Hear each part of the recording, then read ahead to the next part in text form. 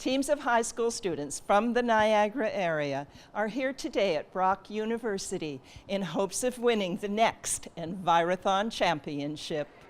The Niagara Envirothon is a watershed-wide or region-wide event that the Niagara Peninsula Conservation Authority hosts on behalf of Forests Ontario here within the province. And so part of our responsibility as a conservation authority is to provide educational opportunities to high school students and others inside of our watershed. But this is a really fantastic event that brings high school students from across Niagara into teams from their schools to learn about subjects like aquatics, soil, forestry, and wildlife in the Niagara region and across Canada, and brings them together in those teams to learn and then compete with the knowledge that they've gathered over these training opportunities.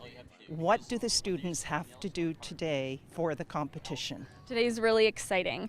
Students are being tested on soils, aquatics, forestry, and wildlife. So they're going to be doing a multiple choice, short and long answer test in those areas.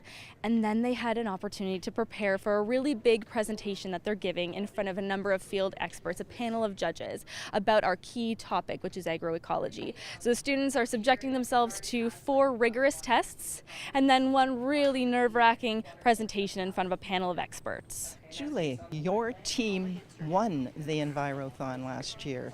How do you prepare your students for this competition? Well, every year I make a general announcement to all the school population to invite new students and returning students to the competing team. And we meet every Wednesday at lunch and talk about different environmental impacts that we're currently investigating in our society. And again, being part of the Green Belt, there's a lot to investigate. And then from that, the students that demonstrate an interest, we then decide, okay, who's going to be team 1, who's going to be team 2, who wants to continue learning about forestry, soils, aquatic, and then the students kind of develop that for themselves. This year, our competition teams look a little bit different. I have almost all senior teams, grade 12s, and I only have 2 grade 9s, so it'll be an interesting turn of events next year when we are starting to build capacity and build our teams yet again. How did you get involved in this competition today?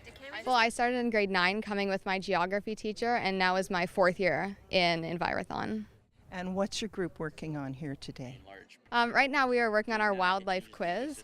So you basically have a quiz on 5 different topics, and then you have a presentation at the end incorporating all 5 of the topics into the main subject of the year. This year it is sustainable agriculture. Now, for the winners, what happens next, Alicia?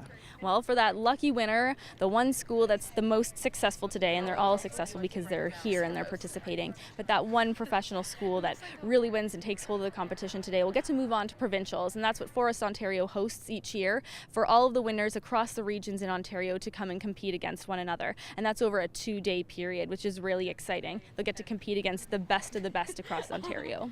11 teams from 8 schools participated today in the NPCA Envirothon.